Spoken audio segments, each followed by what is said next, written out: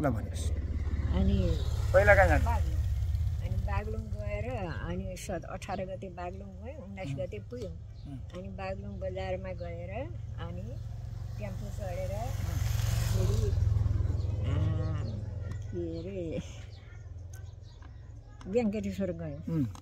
अनि व्यङ्कटेश्वरमा गएर अनि फेरि त्यहाँ झारियो, अनि त्यहाँ दर्शन गऱ्यौँ। अनि एक राति बस्यौँ।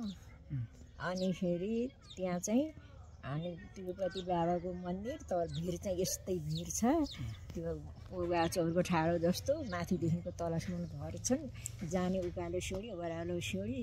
अनि त्यहाँ चाहिँ सबै गुरुहरू यस्तै भक्तहरू बस्ने सुत्ने टोइलेट सबै त्यहाँ बनाएको। अनि माथि चाहिँ फेरि पौवा चौर जस्तो थली छ, त्यो थलीमा चाहिँ अनि यस्तै हिँड्ने उयो छ।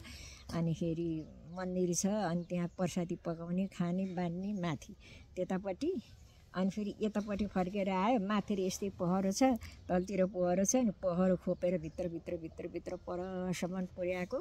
अनि त्यहाँ चाहिँ अनि भाटभटिनको जस्तो घुमी हेर्न पाइने फराकिलो भित्र गएपछि एउटा उसमा गयो, फेरि अर्को घुम्यो। अनि खाली शालिग्राम शालिग्राम फुल फलेर सजाएर राखेको शालिग्राम जुन मा राम गयो भने पनि शालिग्राम कोही माजा ठुल्ठुला छन्, कोही चक्रै भएका जस्ता छन्, कोही छन्, कोही रिठा गेडा जत्रा छन् शालिग्राम। त्यो करोडौँ शालिग्रामको दर्शन गऱ्यो, हिँड्यो, दर्शन गऱ्यो, घुम्यो। अनि मुखा चाहिँ त्यो पहराको मुखा चाहिँ थली छ। अनि त्यहाँ चाहिँ बुढोमा सिंह छन्, सिंहको मुखबाट छिर्ने ढोका 50 रुपियाँ टिकस काट्नुपर्ने। अनि त्यो हेरेर अनि त्यहाँ एक रात बस्यौँ। अनि भोलिपल्ट शनिबार थियो।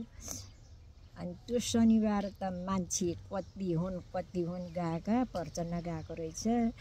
अनि त्यो आधी मान्छे त बाटोबाट फिर्के अरे। अनि त्यहाँबाट हामी त्यो दिन शनिबार अनि अति भिड छ भनेर गएनौँ। अनि भोलिपल्ट गयौँ। अनि भोलिपल्ट चाहिँ आफूले चिनेको थिएन।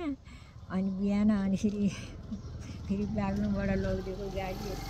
अनि त्यो व्यङ्कटेश्वर पुर्याइदियो। फेरि व्यङ्कटेश्वरमा फेरि अर्को गाडी चढेर जानुपर्ने। अर्को गाडी चढ्दाखेरि धारापानी भन्दा धारापानीसम्म पुर्याइदियो। पञ्चकोटी धाममा पुग्दैन, 3टा गाडी फेरिसक्यौँ। अनि पञ्चकोटी धाममा चाहिँ अनि त्यहाँ अलि माथिसम्म त्यहाँ चिनिया मान्छेहरू छन्, तिनीहरूले लगिदिए। अनि हामी चाहिँ त्यही कमल नैना आचार्यकै घरमा बस्यौँ, झोलासोला त्यहीँ थन्क्याएर। अनि फेरि गएको अब सिँढी छ, त्यो माथि त मान्छे त हुर्र जान्छन् आउँछन् है, आफूलाई त गाह्रो मुटु नै फुटेर मरेला जस्तो हुने। अनि फेरि त्यो बल्ल गयौँ। अनि पुछारमा चाहिँ गणेशको मन्दिर, अनि गणेशको मन्दिरबाट दर्शन गऱ्यो। अनि माथि चाहिँ तल गण्डकी बहेकी छन्, गण्डकी सिधा बनाएर गण्डकीको आमाको मन्दिर बनाएको। अनि गणेशको मन्दिर दर्शन गऱ्यो। त्यहाँबाट फेरि अनि त्यो पहरा। अनि काहीँ पहराकै छानो छ, काहीँ पहराकै वाल छ। अनि त्यहाँ माथि गएर अनि गण्डकी आमाको दर्शन गऱ्यौँ। अनि त्यहाँ माथि फेरि गयो। अनि पञ्चकोटी पञ्चमहालक्ष्मीको मन्दिर भनेर पञ्चकोटी भनेर चाहिँ पञ्चमहालक्ष्मीको मन्दिर। अनि त्यहाँ दर्शन गऱ्यौँ। अनि त्यहाँ चाहिँ 5वटा हवन कुण्ड रहेछन् भित्र। अनि त्यो 15 दिनसम्म ती 5जनाले त्यहाँ हवन गरिरहेका। अनि रातो दिन नछुटाएको। अनि त्यहाँ गयौँ। अनि त्यहाँबाट फेरि उकालो गयो। अनि अलि माथि चाहिँ बुढीमा हनुमान राखेका छन्। अनि त्यही हनुमान दर्शन गऱ्यौँ। अनि त्यहाँबाट चाहिँ फेरि धानको बुढीमा पाल टाँगेर मन्दिर बनाएको छ, ओइरहेको छ। अनि त्यहाँ पछाडि फेरि नरिवलको हवन गर्ने। ती नरिवल त यत्र घर जत्रै राख्छन्। अनि अहिलेसम्म गरिरहेका छन्। अनि त्यो नरिवलको दर्शन गऱ्यौँ। अनि त्यहाँबाट गएपछि अनि फेरि त्यो 108 जना पण्डित चाहिँ